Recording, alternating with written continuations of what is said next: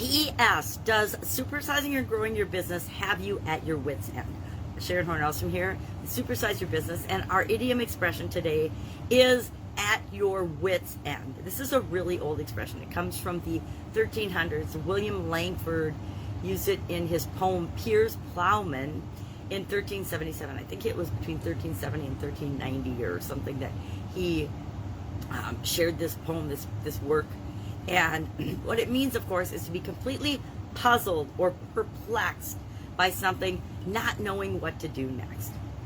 Now, growing our businesses and supersizing our businesses, we always know what to do next, or we should always know what to do next. We're not the first person to start a business in our area or in our industry, most likely. And even if we are, somebody has started a business or built a business and supersized a business in a different field, maybe a totally unrelated field, but you can still learn from their process, the way that they went about doing it.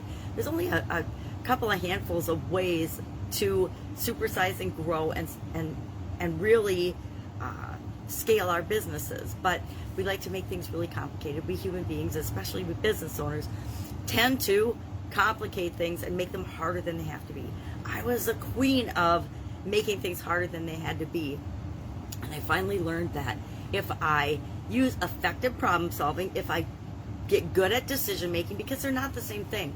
Problem solving is the process that leads up to the decision that we're going to make, and then we implement that decision. The decision is the action that we take.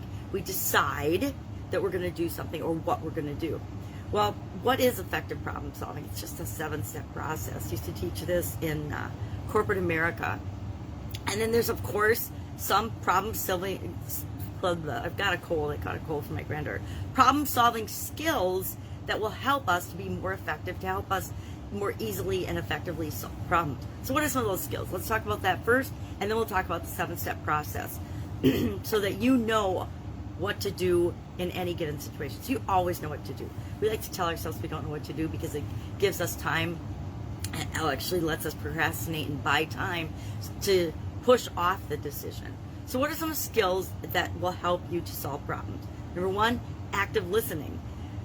A lot of times when we're trying to solve a problem, we're solving symptoms of the problem and not the root cause, the core of the problem itself. Whenever we do that, it leads us down paths that waste our time, waste our energy, waste our resources.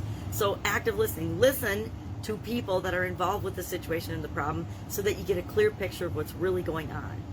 Analyze. Analysis is another important problem-solving skill. Being able to analyze data and actually look at data objectively. Do research. Research is another skill required for good problem solving. Creativity, being open to and flexible in possible solutions. Communication is an important skill for just about everything with respect to businesses and life, as a matter of fact. Dependability.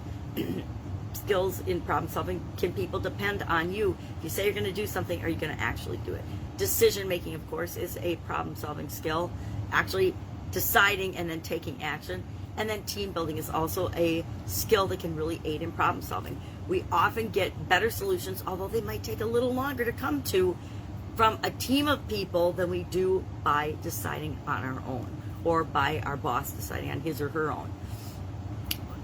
So, what is this 7-step process to help us solve problems? Number one, identify the problem. You have to clearly identify and know what problem it is that you're trying to solve.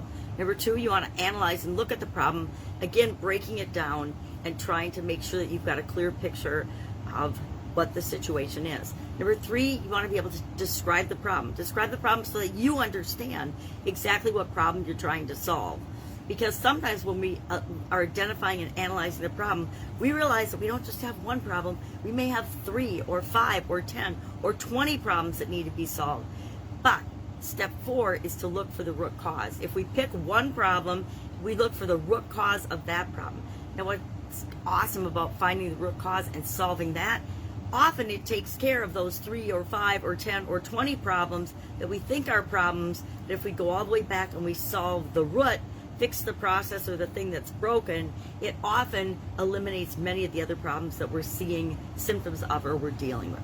Step 6, we're going to, number 5, we're going to develop alternate solutions. We find the root cause, then we have to come up with and look for possible solutions. This is where we use our brainstorming and our research and our analysis and our creativity to find possible solutions. Then we're going to pick a solution among those alternatives. We could spend a whole day talking about how to pick solutions, how to generate alternatives, how to pick solutions. But then we're going to pick one and we're going to implement that solution. That's step 6, implement the solution. And then step 7 is, of course, measure the results. What was the impact of implementing that solution? Did it move us toward what we want or away from what we want? And of course, if it moved us away from what we want, we're going to go back to the drawing board and we're going to try something different. If it moved us toward what we want, we're going to say, do we need to do more of this? Do we need to automate this, make this a process? Or did it solve the problem and we just need to put a system or a measure or a fail-safe in place to make sure that we never have that problem come up again? I am a believer in doing the best you can with what you've got right now and solving the problem to the best of your ability, and knowing that you're going to continually improve, and as better solutions come down the road, you can apply those to this problem and any other problem that you might be dealing with. So one thing at a time, one problem at a time, focus, be clear on what problem we're solving.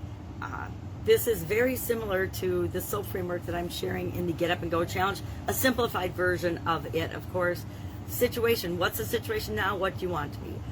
O, options. What are the options? What are all the possible options that you could have for addressing this situation or problem? A is, what action are you going to take? We use decision-making tools. We pick an alternative. We pick an option, and then we take action on that option. Then the P is progress. Are we making progress toward what we want, or are we going the other direction?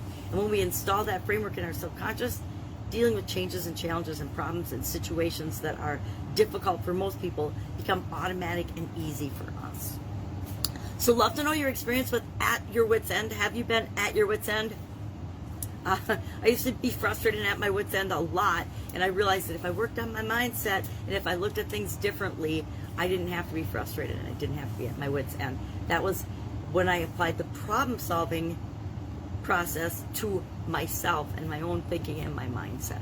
So have you been at your wits end, and what did you do about it? Share in the comments below, and I will of course be with you tomorrow with another interesting challenge and change related idiom to go along with this month's free Get Up and Go challenge, dealing with changes, challenges, obstacles, adversities, problems, roadblocks, I call them bumps in the roads, but I call them stepping stones, things like that. Have an awesome day. I'm going to nurse this cold, and I will, of course, be with you tomorrow. Bye.